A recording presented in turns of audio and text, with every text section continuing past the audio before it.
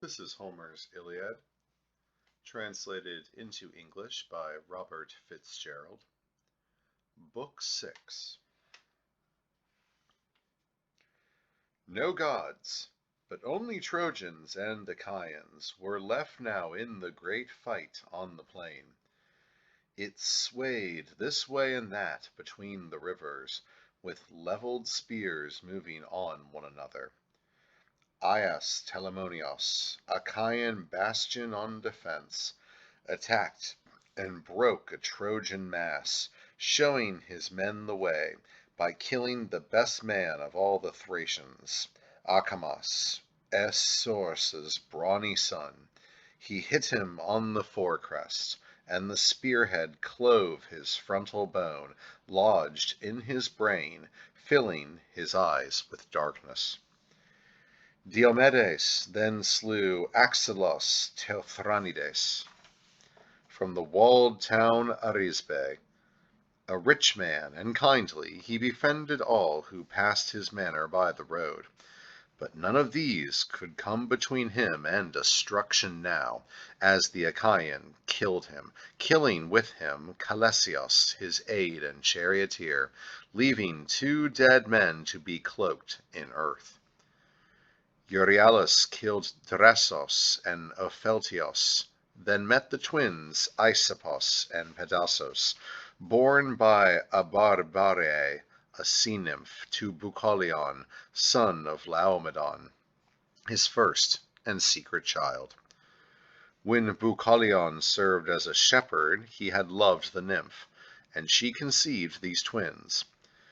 Euryalus now broke their valor, cut them down, and bent to drag from their dead shoulders belted swords and bucklers. Polypoetes killed Astyalos. Percosios Pidites fell before the spearhead of Odysseus. Aretaon fell before Teucros, and Antilochus, the son of Nestor, brought Ablaros low with one spear flash. Then martial Agamemnon took the life of Elatos, whose home had been in Pedasos upon the height near Satnois river. Leitos killed Philakos as that man turned to run. Eurypylus dispatched Melanthios. But great lunged Menelaus took a prisoner, Adrestos. Veering wild along the plain, this Trojan's team had caught his hurtling car upon a tamarisk, and broken at the joint his chariot pole. The animals then galloped on toward Troy, with all the rest who panicked, but the driver, flung out of his car head over heels, landed alongside face down in the dust, and there with his long spear stood Menelaus. Adrestos threw his arms around his knees and begged him, "Son of Atreus, take me alive. You will have all the ransom one could ask, plenty of precious things, gold and silver, and hard-wrought iron fill my father's house. He would give anything, no end of ransom, if he could only know I am alive among the Achaean ships." Adrestos' plea won his great captor to consent. He thought of granting him safe conduct to the ships by his own runner when his brother Agamemnon in grim haste came by to bar his mercy and cried, "What now, soft heart? Were you so kindly served at home by Trojans? Why give a curse for them? Oh, Menelaus, once in our hands, not one should squirm away from death's hard fall. No fugitive, not even the man-child carried in a woman's belly. Let them all without distinction perish, every last man of Ilion, without a tear, without a trace." Implacably, thus he recalled his brother's mind to duty, and Menelaus pushed away Adrestos. Then Agamemnon speared him in the flank, and he fell backward. Stamping with one heel hard on his chest, he disengaged the spear.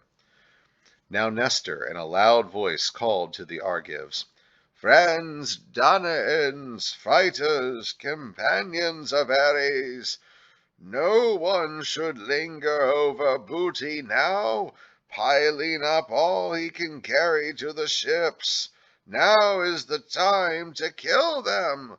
Later on, strip them at leisure when they lie here dead." Shouting, he urged them on. And once again the Trojans, overmastered by Achaeans and cowed, would have re-entered Ilion. But Priam's eldest, Helenos, an augur better than any, halted beside Aeneas and Hector, saying, "You two bear the brunt of Lycian and Trojan travail always in every enterprise, war plans or battle, first among us all. Take your stand here. Here make our troops hold fast before the gates. Rally them everywhere, or back again they go pell-mell into the arms of women. A great day for our enemies. Put heart into all our men, into every company, and we can hold this line against Danaans, dead tired as we are. We have no choice. But you, go up into the city, Hector.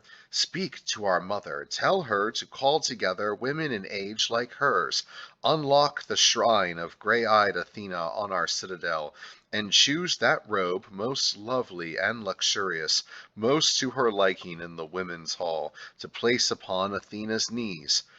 Then heifers 12 are to be promised her, unscarred and tender, if she will relent in pity for our men, our wives and children, and keep Diomedes out of holy Troy. He is so savage in pursuit and combat, I call him most formidable of Achaeans now. We were never so afraid of Prince Achilleus, and he, they say, came of a goddess. No, this fellow fights like one possessed. No man can equal him in fury." Hector agreed, and did his brother's bidding first and last. He vaulted quickly from his chariot, waving his whetted spears high overhead, as up and down he went, rousing war. Then all those in retreat turned in their tracks and stood against the Achaeans, who recoiled before that stand and killed no more. It seemed some one of the immortals out of heaven had come down to put spirit in the Trojans. They wheeled about so suddenly. And Hector in a great voice called out, "Soldierly Trojans, allies famed abroad, be men, remember courage, and defend yourselves, while I go up to Ilion to make our wives and elders pray the gods with dedication of hecatombs." Then Hector turned away under his shimmering helm, his long shield slung behind him. Nape and ankle both were brushed by the darkened oxhide rim. Meanwhile, driving into an open space between the armies, Hippolochus' son Glaucus and Diomedes advanced upon each other, hot for combat. When the range was short, Diomedes, face to face with him, spoke up. "Young gallant stranger, who are you? I have not noticed you before in battle, never before in the test that brings men honor. But here you come now, far in front of everyone, with heart enough to risk my beam of spear. A sorrowing old age they have, whose children face me in war. If you are a god from heaven, I would not fight with any out of heaven. No long life remained, far from it, for Lycurgus, Dryas' rugged son, when he in his day strove with gods. That time he chased the Maenads on the sacred ridge of Manic Dionysos on Mount Nysa. Belabored by the ox-goad of Lycurgus, killer that he was, they all flung down their ivy staves, while terrified Dionysos plunged under a sea surge. In her arms Thetis received him, shaking from head to foot after that yelling man's pursuit. And now the gods whose life is ease turned on Lycurgus. Zeus put out his eyes. His days were numbered, hated by them all. I would not fight, not I, with gods in bliss, but you. If you are man and mortal, one who feeds on harvest of the grain land, take one step nearer, and before you know it, you will come up against the edge of death. Hippolochus's distinguished son replied, Why ask my birth, Diomedes? Very like leaves upon this earth are the generations of men, old leaves cast on the ground by wind, young leaves the greening forest bears when spring comes in. So mortals pass, one generation flowers, even as another dies away. My lineage? If you are really bent on knowing all, and many others know my story, listen. Ephyra is a city on the Gulf of Argos. In Ephyra, Sisyphus, Iolides, the craftiest of men, lived once upon a time, and Father Glaucus, father in turn of Prince Bellerophontes, one to whom the gods had given beauty with charm and bravery. But there came a day when Proitos wished him ill, and Zeus had put him under the power of Proitos. That strong king now drove Bellerophontes out of Argos. This because Antea, the queen, lusted to couple with him secretly. But he was honorable. She could not lure him, and in the king's ear hissed a lie. Oh, Proitos, I wish that you may die, unless you kill Bellerophontes. He desired to take me in lust against my will. Rage filled the king over her slander, but, being scrupulous, he shrank from killing him. So into Lycia he sent him, charged to bear a deadly cipher, magical marks Proitos engraved and hid in folded tablets. He commanded him to show these to his father-in-law, thinking in this way he should meet his end. Guided by gods, he sailed and came to Lycia, high country, crossed by Xanthus' running stream, and Lycia's lord received him well. 9 days he honored him, 9 revels led with consecrated beasts. When dawn with rosy fingers eastward made the 10th day bright, he questioned him, and asked at length to see what sign he brought him from his son-in-law. When he had read the deadly cipher, changing, he gave his first command. His guest should fight and quell a foaming monster, the Chimera, a ghastly and inhuman origin, her forepart lionish, her tail a snake's, a she-goat in between. This thing exhaled in jets a rolling fire. Well, he killed her by taking heed of omens from the gods. His second test was battle with Solmoi, formidable aborigines. He thought this fight the worst he had ever had with men. A third mission was to slaughter Amazons, women virile in war. On his return, the king devised yet one more trap for him, laying an ambush with picked men of Lycia. But not a single one went home again. Bellerophontes killed them all. His eyes opened at last to the young man's power, godly from godly lineage. The king detained him, offered him his daughter, gave him, too, a moiety of royal privileges, and Lycians, for their part, set aside their finest land for him, vineyard and ploughland, fertile for wheat fields. The king's daughter bore 3 children to Bellerophontes, Isandros, Hippolochus, and Laodamea. Zeus the Profound lay with Laodamea, who bore Sarpedon, one of our great soldiers. By now one day Bellerophontes too incurred the god's wrath, and alone he moped on Eleion plain, eating his heart out, shunning the beaten track of men.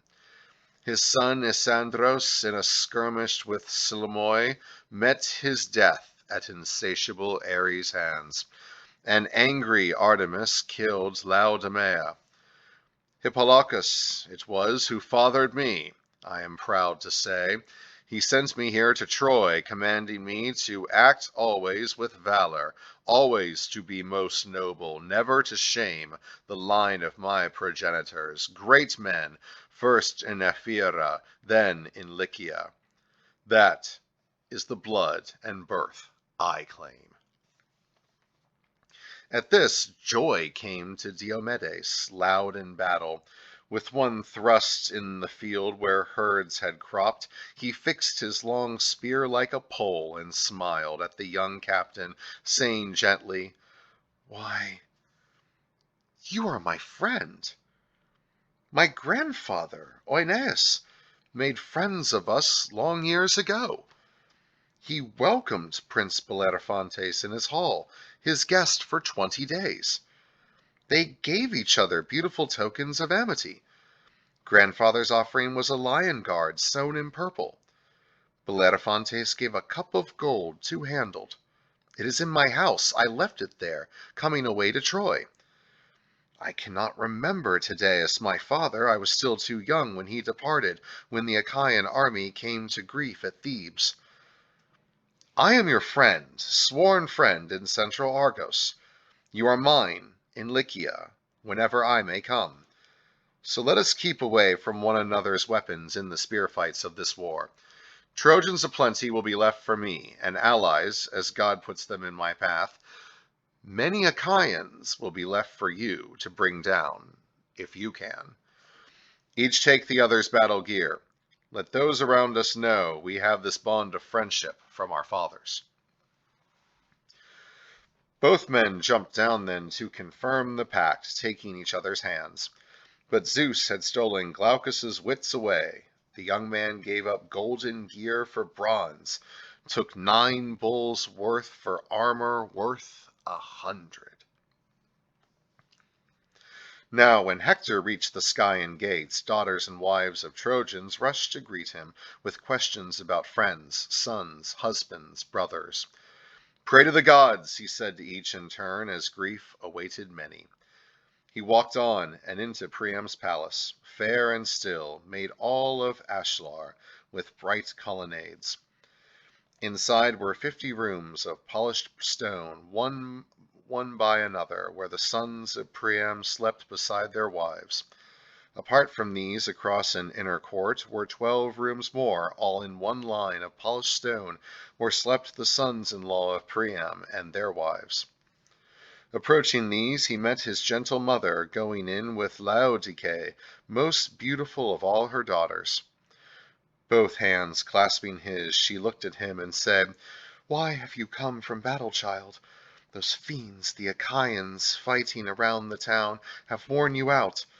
You come to climb our rock and lift your palms to Zeus. Wait, and I'll serve you honeyed wine. First you may offer up a drop to Zeus, to the immortal gods, then slake your thirst. Wine will restore a man when he is weary, as you are fighting to defend your own." Hector answered her, his helmet flashing, "No, my dear mother, ladle me no wine. You'll make my nerve go slack. I'd lose my edge. May I tip wine to Zeus with hands unwashed? I fear to. A bespattered man and bloody may not address the lord of gloomy cloud. No, it is you I wish would bring together our older women with offerings and go visit the temple of Athena, hope of soldiers. Pick out a robe, most lovely and luxurious, most to your liking in the women's hall. Place it upon Athena's knees. Assure her a sacrifice of heifers, 12 young ones, ungoaded ever in their lives.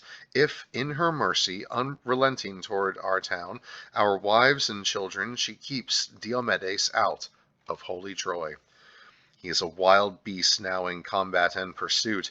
Make your way to her shrine. Visit Athena, hope of soldiers. As for me, I go for Paris, to rouse him if he listens. If only earth would swallow him here and now. What an affliction the Olympian brought up for us and him. A curse for Priam and Priam's children. Could I see that man dwindle into death's night, I'd feel my soul relieved of its distress." So Hector spoke, and she walked slowly on into the Megaron. She called her maids, who then assembled women from the city. But Hecabe went down to the low chamber, fragrant with cedar, where the robes were kept, embroidered work by women of Sidonia, Alexandros had brought, that time he sailed and ravished Helen, princess, pearl of kings. Hecabe lifted out her loveliest robe, most ample, most luxurious in brocade, and glittering like starlight under all. This offering she carried to Athena with a long line of women in her train. On the Acropolis, Athena's shrine, she opened for them by Theano, stately daughter of Chryseis, wife to Antenor, and chosen priestess of Athena. Now all crying loud stretched out their arms in prayer, while Theano with grace took up the robe to place it on fair-haired Athena's knees. She made petition then to Zeus's daughter, Lady, excellent goddess, towering friend of Troy, smash Diomedes' lance haft, throw him hard below the Scaean gates, before our eyes. Upon this altar we'll make offering of 12 young heifers, never scarred. Only show mercy to our town, mercy to Trojan men, their wives and children. These were Theano's prayers, her vain prayers. Pallas Athena turned away her head. During the supplication at the shrine, Hector approached the beautiful house Alexandros himself had made, with men who at that time were master builders in the land of Troy. Bedchamber, hall, and court in the upper town they had built for him near Priam's hall and Hector's. Now Hector, dear to Zeus, went in, his hand gripping a spear 11 forearms long, whose bronze head shone before him in the air, as shone around his neck a golden ring. He found his brother in the bedchamber, handling a magnificent cuirass and shield, and pulling at his bent horn bow, while Helen, among her household women, sat nearby, directing needlecraft and splendid weaving. At sight of him, to shame him, Hector said, Unquiet soul, why be aggrieved in private? Our troops are dying out there where they fight, around our city, under our high walls. The hue and cry of war, because of you, comes in like surf upon this town. You'd be at odds with any other man you might see quitting your accursed war. Up, into action, before torches thrown make the town flare. And shining like a god, Alexandros replied, Hector, this call to order is no more than just. So let me tell you something. Hear me out. No pettishness, resentment towards the Trojans kept me in this bedchamber so long, but rather my desire, on being routed, to taste grief to the full. In her sweet way, my lady rouses me to fight again, and I myself consider it better so. Victory falls to one man, then another. Wait while I put on the war god's gear, or else go back. I'll follow, sure to find you. For answer, Hector in his shining helm said not a word, but in low tones enticing Helen murmured, Brother dear, dear to a whore, a nightmare of a woman, that day my mother gave me to the world, I wish a hurricane blast had torn me away to wild mountains, or into tumbling sea, to be washed under a breaking wave before these evil days could come. Or granted terrible years were in the gods' design, I wish I had had a good man for a lover who knew the sharp tongues and just rage of men. This one, his heart's unsound and always will be, and he will win what he deserves. Come here, rest upon this couch with me, dear brother. You are the one afflicted most by harlotry in me, and by his madness, our portion, all of misery, given by Zeus, that we may live in song for men to come. Great Hector shook his head, his helmet flashing, and said, "No, Helen, offer me no rest. I know you are fond of me. I cannot rest.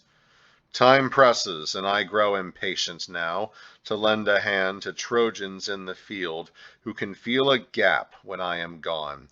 Your part can be to urge him. Let him feel the urgency to join me in the city. He has time. I must go home to visit my own people, my own dear wife, and my small son.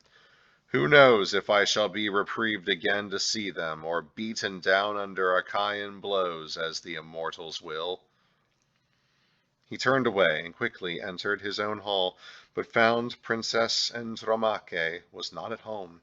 With one nursemaid and her small child, she stood upon the tower of Ilion in tears, bemoaning what she saw. Now Hector halted upon his threshold, calling to the maids, "Tell me at once and clearly, please, my lady Andromache, where is she gone? To see my sisters or my brothers' wives? Or to Athena's temple? Ladies of Troy are there to make petition to the goddess." The busy mistress of the larder answered, "Hector, to put it clearly as you ask, she did not go to see your sisters, nor your brothers' wives, nor to Athena's shrine, where others are petitioning the goddess. Up to the great square tower of Ilion she took her way, because she'd heard our men were spent in battle by Achaean power. In haste, like a madwoman, to the wall she went, and nurse went too, carrying the child." At this word Hector whirled and left his hall, taking the same path he had come by, along byways, walled lanes, all through the town, until he reached the Scaean gates, whereby, before long, he would issue on the field. There his warm-hearted lady came to meet him, running. Andromache, whose father Aetion once had ruled the land under Mount Placos, dark with forests, at Thebe under Placos, lord and king of the Cilicians. Hector was her lord now, head to foot in bronze, and now she joined him. Behind her came her maid, who held the child against her breast, a rosy baby still. Hectorides, the world's delight, as fresh as a pure shining star. Scamandrios, his father named him. Other men would say Astyanax, lord of the lower town, as Hector single-handedly guarded Troy. How brilliantly the warrior smiled in silence upon his eyes upon the child.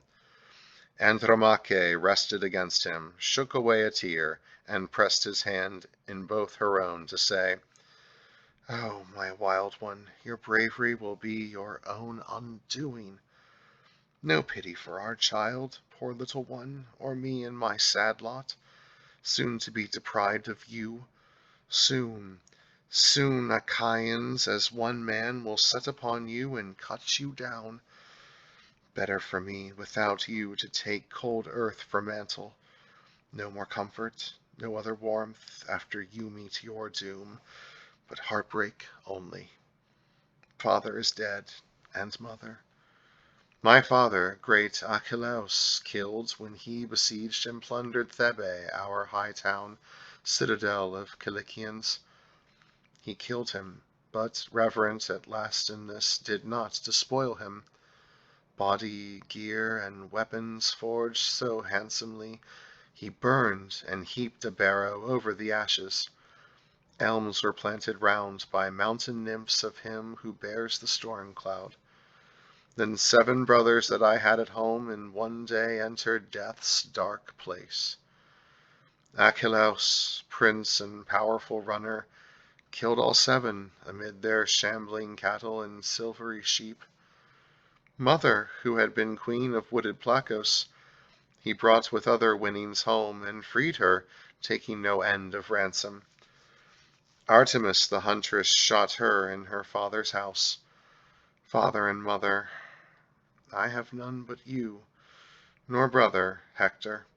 Lover, none but you. Be merciful, stay here upon the tower. Do not bereave your child and widow me. Draw up your troops by the wild fig tree. That way the city lies most open. Men most easily could swarm the wall where it is low.